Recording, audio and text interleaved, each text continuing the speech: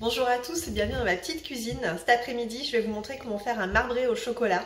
C'est un gâteau qui est très facile à faire avec donc des marbrures vanille et chocolat au lait. Donc voilà, je vais vous montrer ça en vidéo, en photo. J'espère que ça vous donnera envie de le refaire. Allez, c'est parti pour la recette. La recette du marbré se rapproche quand même pas mal de celle du 4 quarts parce qu'il va nous falloir la même quantité de sucre, de farine et de beurre. À la différence que là, on va faire moitié beurre, moitié crème parce que la crème apporte quand même pas mal de moelleux au gâteau.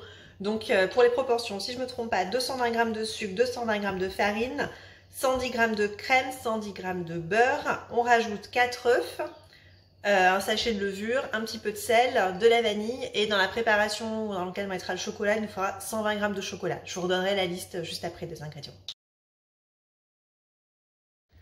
Donc pour les ingrédients, je vais utiliser de la farine. Farine basique, farine, là c'est la T55, farine de blé. Voilà, je vais prendre du sucre. J'utilise pour toutes mes recettes du sucre de canne blond.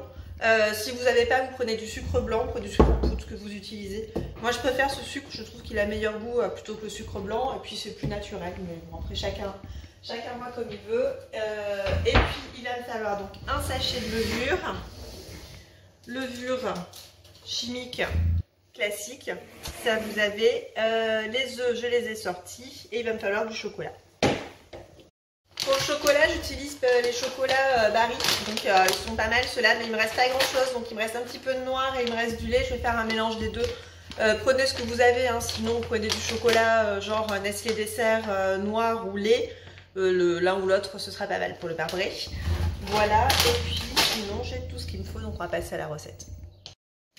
Donc pour commencer la recette, on va prendre le sucre et les œufs qu'on va fouetter ensemble au batteur électrique pour bien les faire mousser. Donc moi je vais utiliser mon robot qui est juste là, mon Kenwood. Vous pouvez le faire à la main ou si vous avez un petit batteur électrique, ça vous fera gagner du temps. Hop, c'est parti.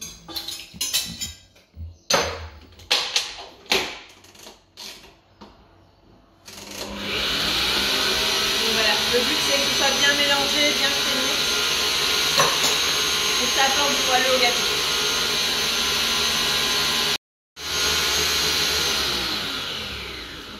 Là c'est pas mal, je vais vous montrer à quoi ça ressemble quand c'est bien mousseux.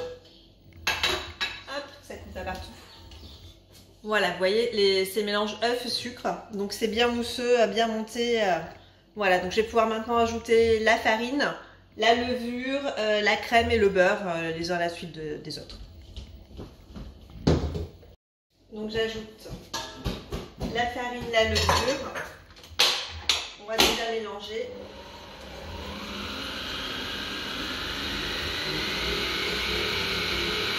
Et je vais pouvoir ajouter les petits morceaux de beurre.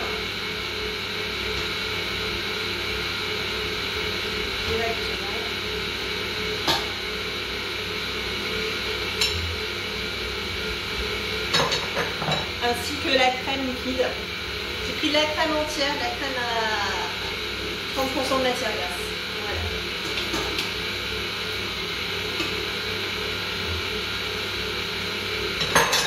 Donc là on mélange tout.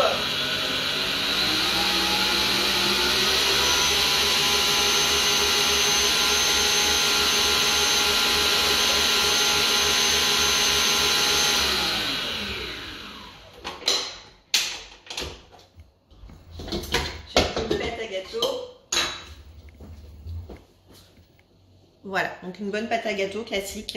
Le beurre n'est pas tout à fait fondu dedans, mais ça fait des petits morceaux de beurre, mais c'est pas grave, ça va fondre en cuisant de toute façon. Séparer ma pâte dans 2 saladiers, je la pèse pas forcément, mais il faut qu'il y en ait à peu près moitié dans chaque saladier. Donc pour mettre dans une un petit peu de vanille et dans l'autre le chocolat fondu. Voilà. Hop. C'est un peu au pif, mais ça devrait aller. Voilà, je vais garder celle-ci pour le chocolat et dans celle-ci je vais mettre de l'extrait de vanille. Vous pouvez mettre de la vanille liquide. Moi j'ai de l'extrait de vanille, je vais le chercher, je reviens. Donc j'ai de l'extrait de vanille que je fais moi-même. En fait, je prends une bouteille de rhum dans laquelle je mets tous les restes de mes gousses de vanille. Donc je ne sais pas si ça se voit, il y en a c'est compliqué à voir ici. Hop. Mais voilà, là ça y est, vous voyez à peu près. C'est bourré de gousses de vanille, je sais pas combien il y en a dedans, mais c'est toutes les gousses que j'ai utilisées pour des recettes. Donc soit je les mets dans du sucre pour faire du sucre vanillé, soit je les mets donc dans une bouteille de rhum pour faire de l'extrait de vanille bien parfumé. Donc c'est un rhum à la vanille qui sent super bon, qui est super pour mettre dans les cocktails, pour parfumer les gâteaux, parfumer les crêpes. Ah, il est un petit peu dur à ouvrir à chaque fois, mais c'est vraiment une recette que j'aime bien. Je vais devoir couper la vidéo, j'arrive pas à ouvrir la bouteille et aller chercher mon chéri. Ah ça y est. J'ai réussi. Et ils sont super bons. Ça doit faire au moins 4-5 ans que je l'ai. Et puis à chaque fois que j'en utilise un petit peu, sinon je rajoute un petit peu de rhum, je rajoute les gousses de vanille au fur et à mesure. Elles seront insortables de la bouteille, mais bon. C'est mon arôme maison et je l'aime bien. Donc voilà, j'en mets une cuillère à soupe. Une bonne cuillère à soupe. Pour la pâte qui sera donc à la vanille. Et je mélange. Tout simplement. Pour la pâte au chocolat, il faut que je fasse fondre mes 120 g de chocolat. Donc on a pris du chocolat au lait. Donc là je dois avoir 100 g de chocolat au lait, 20 g de chocolat noir. C'est ce qui me reste dans le paquet. Vous pouvez faire que lait ou que noir ou un mix des deux. Vous faites voilà, ce qui vous plaît. Je sais que mon fils aime bien le savane au chocolat au lait. Donc je fais plutôt un marbré chocolat au lait. Faut faire fondre donc le chocolat dans 4 cuillères à soupe de lait. Puis après il faudra la rajouter dans le reste de la pâte non vanillée. C'est parti, je prends mon chocolat. Il me faut la caméra qui ne me suit pas. Voilà, décide pas de me suivre aujourd'hui. Voilà.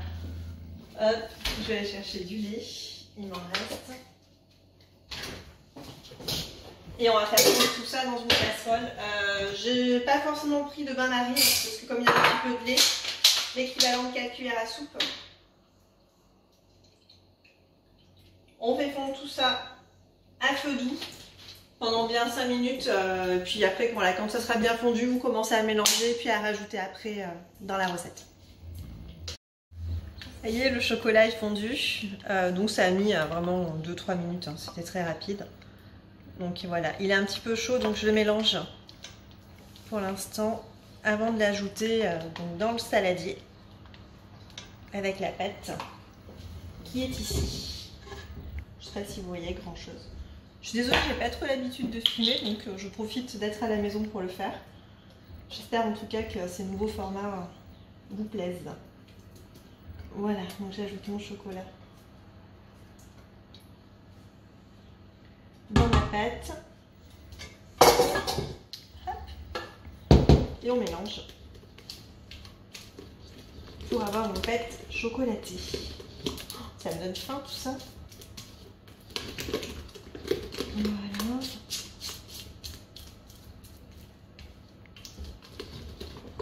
Donc maintenant, c'est pas mal. Donc j'ai mes deux préparations. Maintenant, il va me falloir un moule à cake pour pouvoir mettre tout ça. Je vais aller chercher. Donc je disais un moule à cake. J'utilise le moule à cake en silicone de chez Guy de Marle avec son petit support. Il est bien pratique. C'est le format idéal pour un cake. Pour éviter de manipuler et que ça tombe, j'ai utilisé une plaque perforée. J'en ai plein sous le four. Donc voilà, je pose le support dans le bon sens, le moule à cake comme ça, il perd pas, puis il bouge pas. Et puis je vais pouvoir mettre mes couches de crème, de pâte à gâteau, vanille et chocolat, les unes sur les autres. Et après avec une petite spatule, j'irai appuyer un petit peu dessus pour faire des vagues, pour qu'après ça fasse un joli marbré comme le savane. C'est parti, on va mettre, est-ce que vous voyez bien, une petite couche de pâte à la vanille. Donc j'étale grossièrement. Voilà. J'en ai plein les doigts. On va mettre un petit peu de la pâte au chocolat.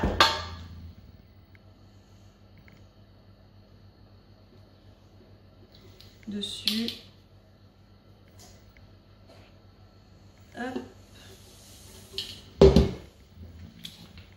Après, une autre épaisseur de vanille.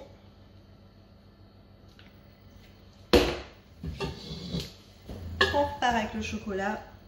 Au final, je vais avoir plus de chocolat que de vanille. Je vais peut-être pas trop bien regarder quand j'ai séparé. Puis comme on a rajouté en plus le chocolat dedans.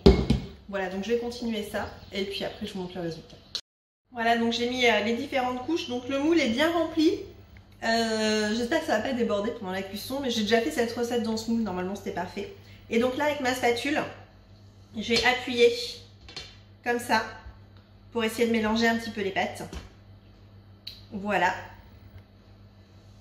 Et puis je vais pouvoir le mettre au four, donc une quarantaine de minutes à peu près à 180. Et si je vois que ça chauffe un petit peu trop, on peut baisser au bout d'une demi-heure, on peut passer à 170.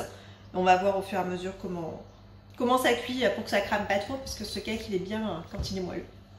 Allez, on va l'enfourner. J'ai le four qui est chaud, donc chaleur tournante, 180. C'est parti. Je mets d'abord 30 minutes. Comme ça, je surveille. Voilà, puis on verra tout à l'heure dans quelques minutes comment il sera. Ça y est, mon cake est cuit, je vais le sortir du four. Hop, voilà, donc il a cuit 30 minutes à 180 degrés et j'ai rajouté 20 minutes à 160. Donc il a bien gonflé, donc bon ça va, il n'a pas débordé.